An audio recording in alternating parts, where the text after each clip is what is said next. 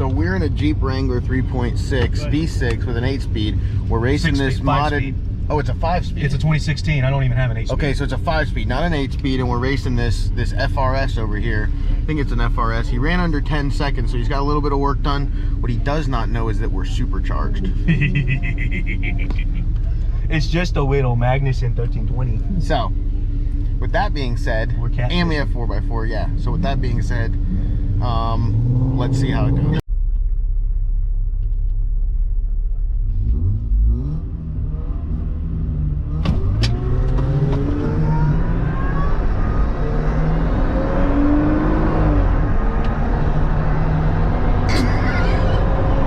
Oh, that was close.